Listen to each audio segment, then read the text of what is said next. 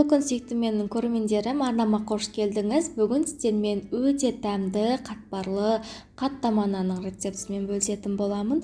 Бұл рецепт менің өзімнің анашымның рецептісі, сондықтан қорықпай жасай берсеңіздер де болады. Рецептіні міндетті түрде соңына дейін қарап, арнама тіркелмеген болсаңыз, міндетті түрде тіркеліп, жанындағы қоңырау белгісін басып қойды ұмытпаңыздар. Қазақша контентті қолдап қойыңыздар.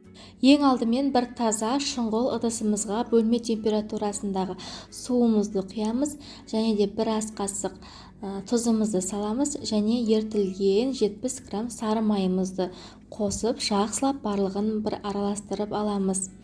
Заттың қанша мөлшерде керек екенін описание бөліміне жазып қоямын, сол жерден қарасаңыздар болады.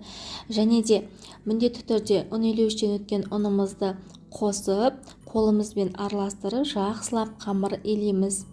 Мөлшерден тыс ұнды қоспауға тырысамыз. Менде мына жерде 700 грамм ұн, сол 700 грамм ұнның барлығы кетті.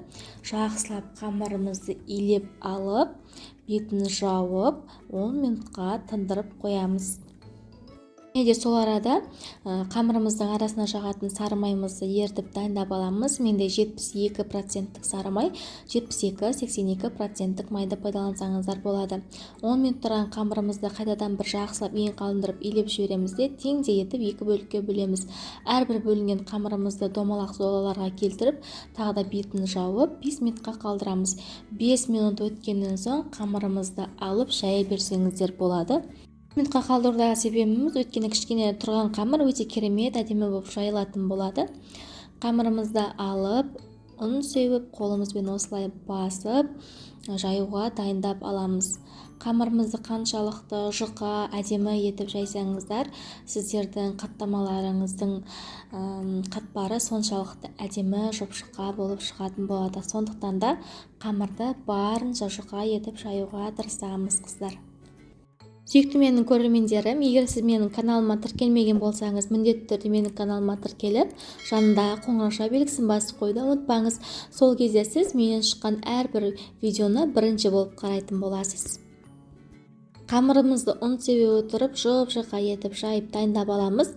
Жайып алған қамырымызды арасына ұн сеуіп, бірінші қамырымызды ұн сеуе отырып, 4-5 етіп жинап, бір шетке ала тұрамыз да, екінші қамырымызды да дәл солай жұп-жұқа етіп жайып аламыз. Мінекей қараңыздар, қамырымызды ұн сеуе отырып жинап аламыз, 4-5 етіп осы қамырымызды бір шетке ала тұрамыз. Мата дастарханның үстіне қойып тұрғандарыңыз дұрыс, өйткені кленканың үстіне қойсаңыздар, қамырларыңыз жұқарып, жабысып қалуы мүмкін. Екінші қамырымызды дәл солай жұп-жұқа етіп жайып дайындап аламыз. Жайылған қамырымыздың үстіне ертілген сары майымызды құйып, бір келке етіп, барлық жеріне жеткізіп, жағып шығамыз. Майды барынша барлық жеріне жеткізіп, бір тегіс етіп, жағып шығыңыздар. Содан соң екінші жаңағы жайып алған қамырымызды осы қамырдың үстіне төсеп, бір келке етіп жайып аламыз да, осы қамырдың үстіне де қалған сары майымызды бір тегіс етіп, барлық жеріне жағып шығамыз. Ендігі кезекте осы қамырымызды ұзынша етіп, пышақпен барлық жерін бірдей етіп, кесіп дайындап аламыз да, әрбір бөлген осы ұзынша қамырымызды рулет тәрізді етіп орап дайындап аламыз. Енді сіздер қаттаманың көлемін өздеріңіз қарайсыздар, табаның көлеміне қарай үлкен, кіші етіп жасасаңыздар да болады. Менде дәл осы қамырмен 6 дана қаттаманан шықты. Осылай біреуін орағаннан соң екіншісіне орап, өзіңізге керек көлемдегі қамырды дайындап аласыздар. Мінекей қараңыздар, орап дайындап алғаннан соң қамырымызды кішкене басыңқырап, шетке ала тұрамыз. Барлық қамырымызды да дәл осы қалыппен орап дайындап аламыз.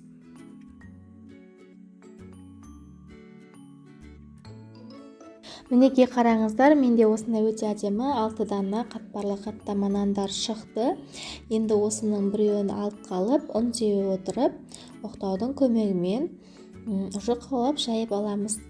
Қатты жұқада, қатты қалың да етпей, орташа көлемдегі қамыр жаямыз. Оқтауға қатты күш салудың қажеті жоқ, жай ғана дөңгелетіп оқтауды жүргізіп отырсаңыздар, қаттама нанымыз өзі жайылатын болады. Мінекей қыздар, қараңыздар, қаттамамызды осындай қалыңдықта жайып дайындап аламыз. Барлығын да осылай жайып дайындап алып, табамызға май құйып, май қызғаннан соң қаттамамызды салып, айналдыра отырып пісіріп аламыз. Ескерте кететін жайт, қыздар, қаттамаға көп сұйық май құюдың қажеті жоқ. Бұл бауырсақ емес. Қаттаманы кішкене ғана сұйық майға қуырамыз. Егер майларыңыз азайып жатса, және кішкене құйып отырып, солай пісіріп аламыз. Қаттамамыздың бір беті қызарғаннан соң екінші бетіне аударып, екінші бетінде айналдыра отырып, осылай екі беті қызарғанша жақсылап қатты отта пісіріп аламыз. Барлық қаттаманы да дәл осы қалыппен қуырып аламыз, екі беттен жақсылап қызартып. Осымен біздің өте дәмді қатпарлы қаттама нандарымыз дайын. Сіздерге дәл осы менің рецептіме жасап көрулеріңізге кеңес беремін. Өте жұмсақ әрі өте дәмді болып шығады. Құрамына сары май қосылғандықтан қаттама нандарыңыз қатты болмай, жұмсақ болып шығатын болады. Рецепті ұнаған болса, каналыма тіркеліп, жанындағы қоңырау белгісін басып қоюды ұмытпаңыздар. Назарларыңызға көп рахмет. Сіздермен бірге болған Анаргүл. Әлі де менен өте керемет рецепттерді күтіңіздер. Қош, сау болыңыздар. Келесі кездескенше.